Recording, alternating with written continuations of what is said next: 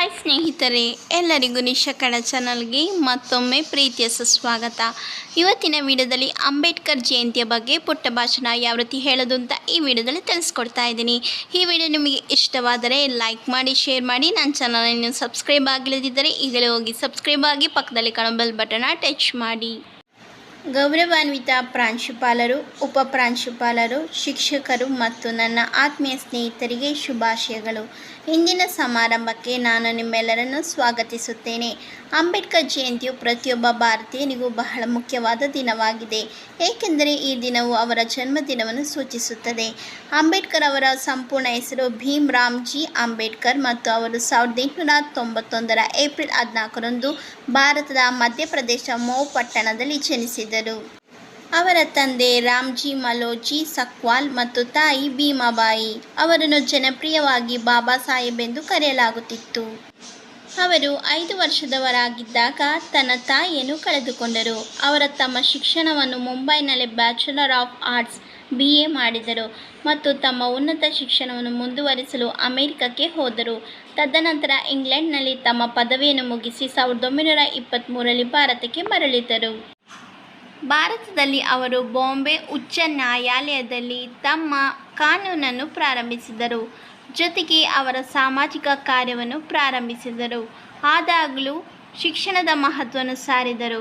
ಅವರು ತಮ್ಮ ಹಕ್ಕುಗಳಿಗಾಗಿ ಹೋರಾಡಲು ಮತ್ತು ಜಾತಿ ವ್ಯವಸ್ಥೆಯನ್ನು ನಿರ್ಮೂಲನೆ ಮಾಡುವ ನಿಟ್ಟಿನಲ್ಲಿ ಜನರಿಗೆ ಸಹಾಯ ಮಾಡಿದರು. ಅಂಬೇಡ್ಕರ್ ಅವರು ಜಾತಿ ವಿನಾಶ ಎಂಬ ಪುಸ್ತಕವನ್ನು ಸಹ ಬರೆದರು. ಅದರಲ್ಲಿ ಅವರು ಭಾರತವನ್ನು ಬಾಧಿಸುತ್ತಿರುವ ಜಾತಿ, ವರ್ಗ, ಜನಾಂಗ ಮತ್ತು ಲಿಂಗದ ಆಧಾರದ ಮೇಲೆ ತಾರತಮ್ಯದ ಬಗ್ಗೆ ಚರ್ಚಿಸಿದ್ದಾರೆ. ಒಟ್ಟಾರೆ ಅವರು ಸಾಮಾಜಿಕ ಕಾರ್ಯದಲ್ಲಿ ಸಕ್ರಿಯವಾಗಿ ಭಾಗವಹಿಸಿದ್ದರಿಂದ ಜನರು ಅವರನ್ನು ಬಾಬಾ ಸಾಹೇಬ್ ಎಂದು ಕರೆಯಲು ಪ್ರಾರಂಭಿಸಿದರು.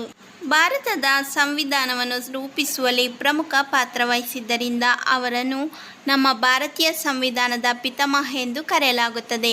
ಆ ಸಮಯದಲ್ಲಿ ಭಾರತೀಯ ಸಂವಿಧಾನದ ಅತ್ಯಂತ ನಿರ್ಣಾಯಕ ವಿಷಯವೆಂದರೆ ಮೀಸಲಾತಿ ವ್ಯವಸ್ಥೆ. ಇದರ ಮುಖ್ಯ ಗುರಿ ಸಮಾಜದ ದುರ್ಬಲ ವರ್ಗದ ಉನ್ನತಿ ಮತ್ತು ಅವರ ಜೀವನ ಶೈಲಿಯ ಸುಧಾರಣೆ, ಜೊತೆಗೆ ಅವರನ್ನು ಮುಂಚೂಣಿಗೆ ತರುವುದು.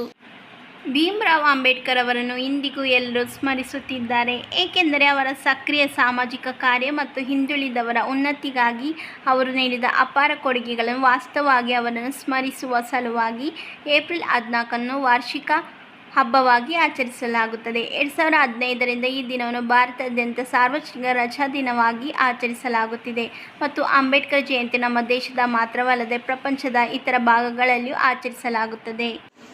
ಈ ದಿನ ಅವರ ಅನುಯಾಯಿಗಳು ನಾಗಪುರದ ದೀಕ್ಷಾಭೂಮಿ ಮತ್ತು ಮುಂಬೈ ಚೈತ್ಯಭೂಮಿಯಲ್ಲಿ ಮೆರವಣಿಗೆಯನ್ನು ನಡೆಸುತ್ತಾರೆ. ನಮ್ಮ ಗೌರವಾನ್ವಿತ ಸಾರ್ವಜನಿಕ ವ್ಯಕ್ತಿಗಳಾದ ರಾಷ್ಟ್ರಪತಿ, ಪ್ರಧಾನಮಂತ್ರಿಗಳು ಮತ್ತು ಪ್ರಮುಖ ರಾಜಕೀಯ ಪಕ್ಷಗಳ ನಾಯಕರು ನವದೆಹಲಿಯ ಭಾರತೀಯ ಸಂಸತ್ತಿನಲ್ಲಿ ಭೀಮ್ರಾವ್ ಅಂಬೇಡ್ಕರ್ ಅವರ ಪ್ರತಿಮೆಗೆ ಗೌರವ ಸಲ್ಲಿಸುವುದು ವಾಡಿಕೆ. ಇದನ್ನು ದೇಶಾದ್ಯಂತ ವಿಶೇಷವಾಗಿ ದಲಿತರು ಆಚರಿಸುತ್ತಾರೆ. ಅವರು ಇತರರಿಗೆ ಅನುಸರಿಸಲು ಮಾದರಿಯಾದ ನಂತರ ಬೌದ್ಧ ಧರ್ಮವನ್ನು ಎತ್ತಿ ಹಿಡಿದರು. ಭಾರತದಲ್ಲಿ ಜನರು ಸ್ಥಳೀಯ ಪ್ರತಿಮೆಗಳನ್ನು ವೀಕ್ಷಿಸಲು ಮತ್ತು ಗೌರವ ಸಲ್ಲಿಸಲು ಅಪಾರ ಸಂಖ್ಯೆಯಲ್ಲಿ ಸೇರುತ್ತಾರೆ ಹಾಗೂ ಅವರ ಮೆರವಣಿಗೆಯನ್ನು ದೊಡ್ಡ ಸಂಭ್ರಮದಿಂದ ಮಾಡುತ್ತಾರೆ.